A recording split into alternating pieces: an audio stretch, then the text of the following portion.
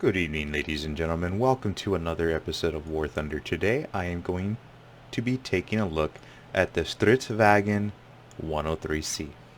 Now, what is there to say about the 103C? Well, it's kind of a mixed bag of beans, to be honest with you, because the Strv 103, if I'm butchering that, please forgive me. The Strv 103C, in my opinion, is a fantastic looking tank, unique, and also very fun to drive. But I have to say though, a lot of controversy is behind this tank. Not because of a bad reason, more of a technical issue due to the mechanics of the game. Now, this thing, unlike conventional turreted tanks, it does not have a turret. There's a specific reason for that, but we'll get into that later. The Stridswagen 103C is kind of broken in some aspects, but I'm not here to grief about it. I'm here to improve so that way people can have a better understanding on how to play it, or at least have a less frustrating time with the tank itself. Now, let's get down into the history before we get down to the mechanics of the game and so on. So let's start off by the basics of the history of this tank.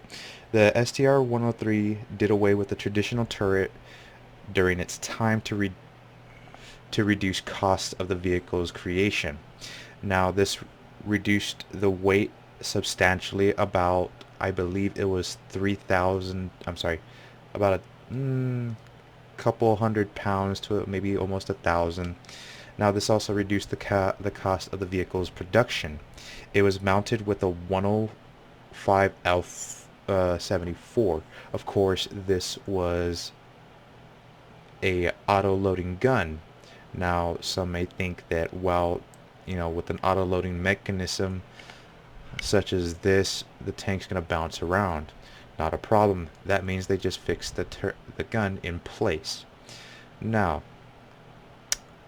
unlike a traditional tank, this thing had to hull aim, meaning that the whole vehicle had to turn to aim at the target that it wanted to eliminate. Now, the vehicle was powered by a diesel and a gas turbine engine. Of course, this has some drawbacks and also had some flaws to it. So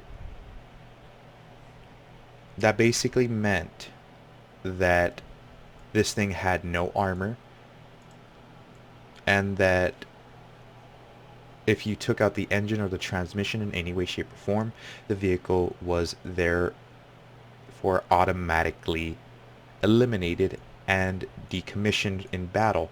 Of course, there is no specific data stating that this tank would have been effective, but for its purposes of defense on the homeland, it was perfect.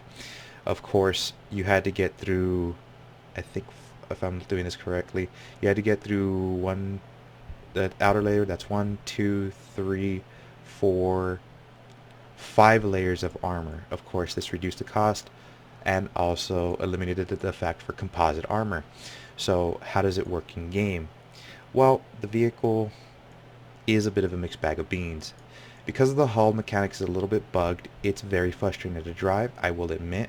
Now, to prove that I am not talking out of my ass, so that way that there's more confidence in the gameplay, I've played 126 games, I have 87 kills and 135 deaths. That should give you an idea of how capable this tank is. Of course, I am no pro, I'm not claiming to be a pro, I'm making this in video to inform those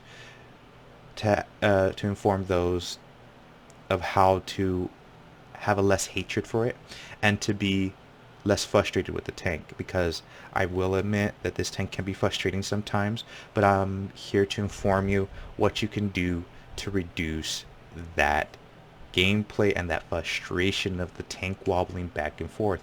So let's get to that, shall we? So so what we're going to start with is the modifications. What you're going to want to do is you're going to want to get, of course, fire in parts and extinguishers. Then you want to get adjustment of fire. Now, I normally wouldn't, I would say like go for these, but I'm going to have to say go for the tracks, suspension, and braking system.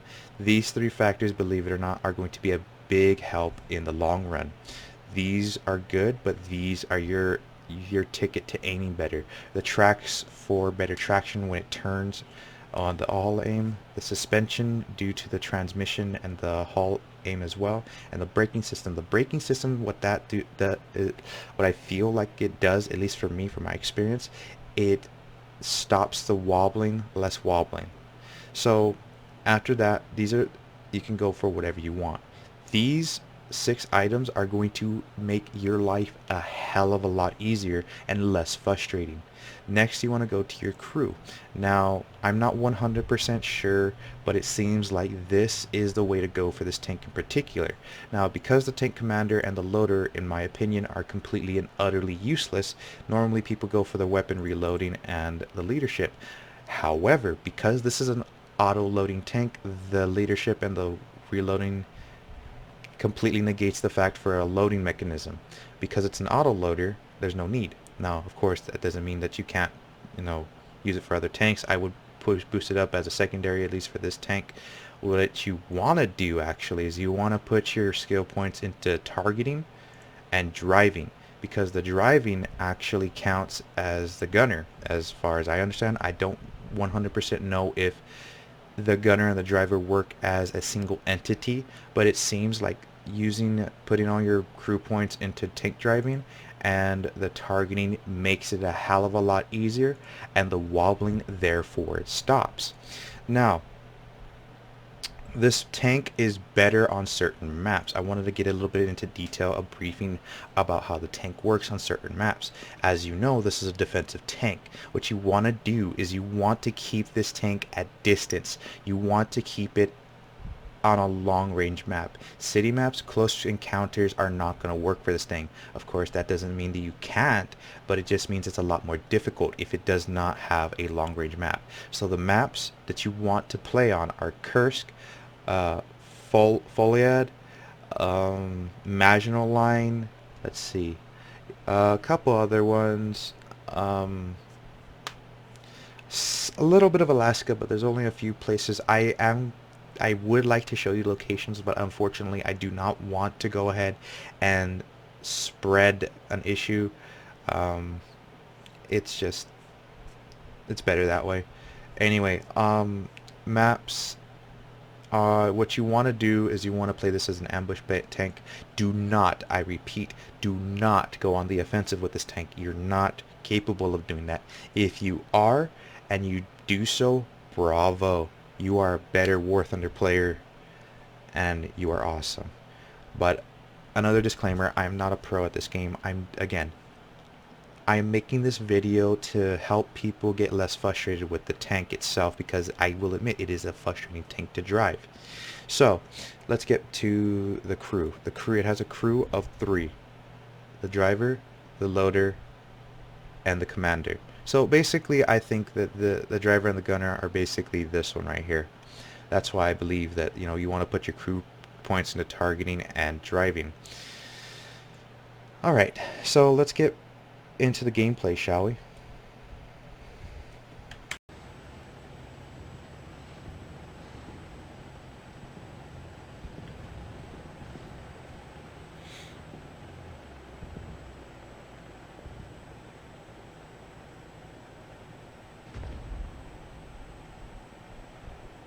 Hmm.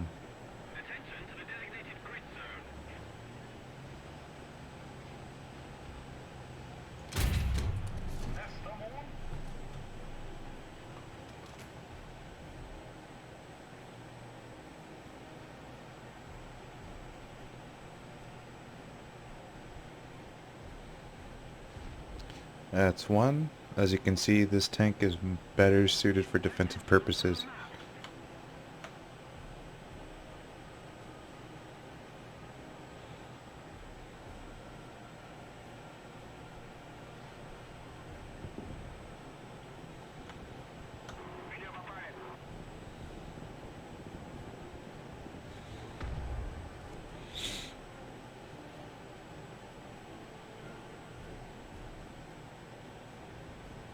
Now we play the waiting game.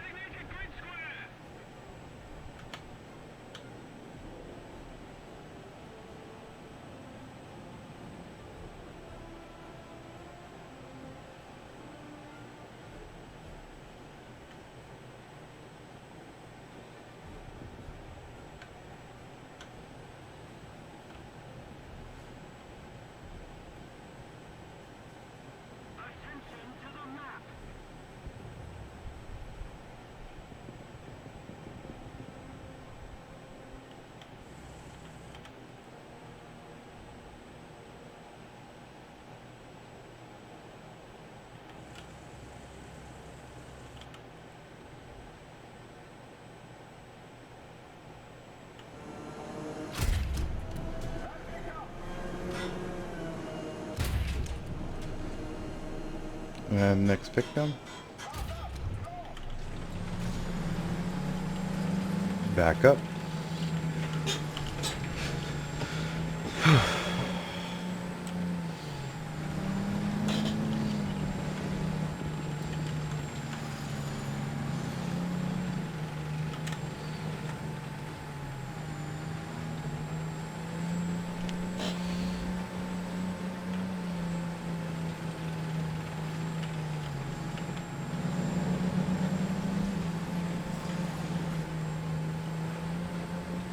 Let's reposition ourselves.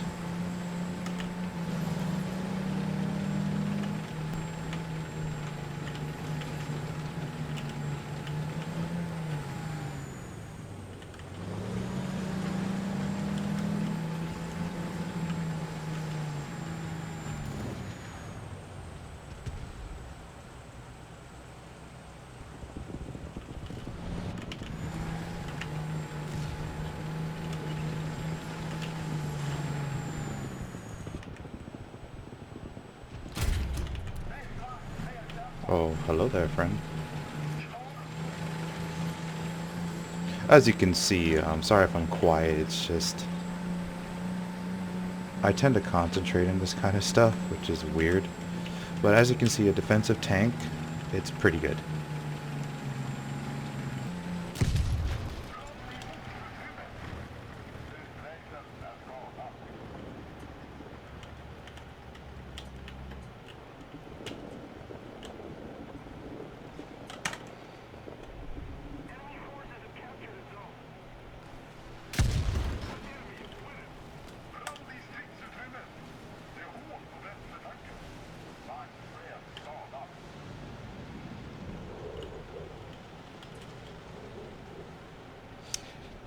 And on to the next game.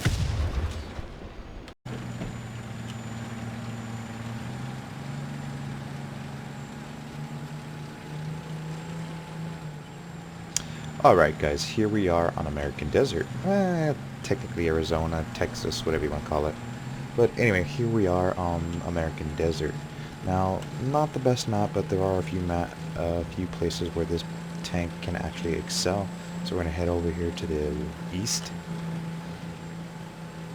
I gotta say though, this is a very beautiful tank though.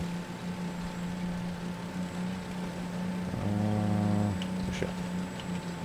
Too far? Yep, too far. Holy crap, how fast are these guys?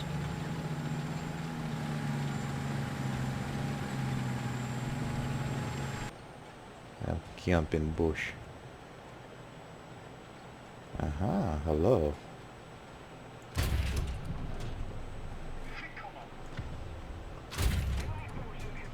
Sketch one.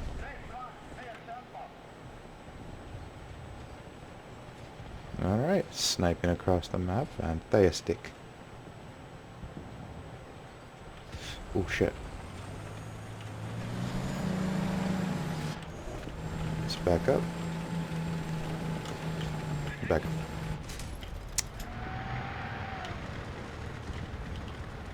Where was that?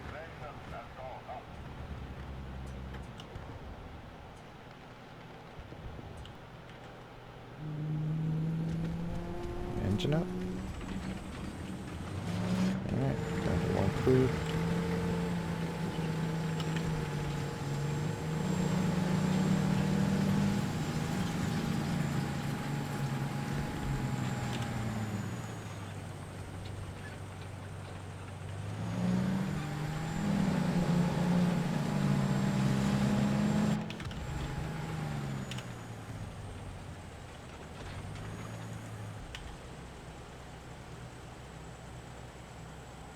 I know this is some very boring gameplay. Unfortunately, this is how the Strv 103 is supposed to be played, so it becomes a very, very boring tank to play. Just searching, but then again, you know, it all depends on your game style. But I personally like this, just relax. But tense at the same time. That is very contradictive.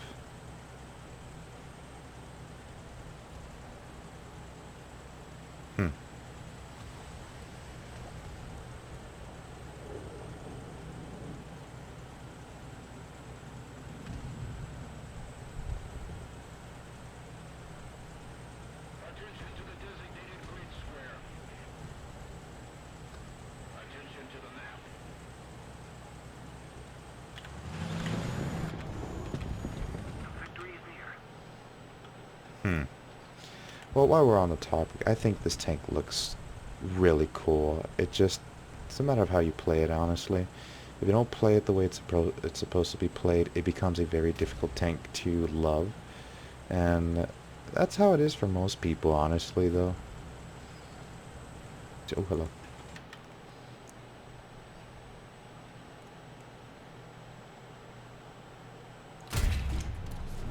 Got one. Patience is key in this tank. Patience is key. Hello.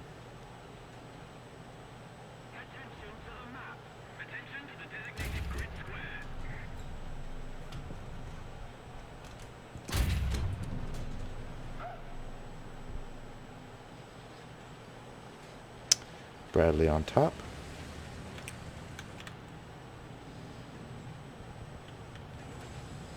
That's a big yikes from you, bud. I see you. Patient. Ooh, hello. Gotcha. Yeah, see, if you're not patient in this tank, it becomes a very undesirable tank, to be honest with you. But yeah, sorry about the boring gameplay. This tank is a boring tank if you play it properly like I am right now. Granted, I did get a little hit, but like other than that, it's not too bad. Just becomes you need to be very patient in this tank, that's all. But the Strv 103 is a very good tank. Now, although designed for defensive purposes, it becomes a matter of how you want to play it. You can play it aggressively, but it becomes a frustrating tank if you decide to become a more aggressive player in this thing. I mean, you're gonna miss every now and then, but the wobble is what makes this tank almost unplayable. But I really hope that this gameplay, although boring, is more informative. Again, I'm not a pro at this game. I don't claim to be, and I don't want to be. I just want to have fun with this game. Now, whether this works for you is completely up to you. Whether you want to take this information and use this type of gameplay and just be patient with the tank, and hopefully you can take some advice. Hopefully this helps you and it makes it a less frustrating experience. But I just love the look of this tank, and leave a comment down below what your favorite thing about this tank is. Mine, personally, for this particular model, would be the cage and the gas canisters on the side. It just looks so cool. 3 kills, camping, yeah. Now, a lot of you may be thinking, well, damn, this is boring gameplay, and it's like, all you're doing we're camping. Unfortunately, that's how it is with this tank. It is a tank that requires camping and a lot of focus, so if you don't like that type of gameplay, this tank isn't going to be for you, because this tank needs a lot of patience, and it needs a lot of I wouldn't say skill. If I say skill, it's going to be mad. Oh, we're just camping the bush. Well, yeah, but with this tank, you kind of have to have a little bit of skill because of the wobbling, and because of that wobble effect, it becomes a very high skill tank. Oh, and that's GG. So, hey, it's a tank that requires a lot of concentration, a lot of patience, a lot of camping, unfortunately, and it becomes boring. So, with that being said, I really hope you enjoyed the footage. I really hope this video was informative. If not, please let me know what I could do to make it more informative. And I'll see you guys in the next episode. Laters.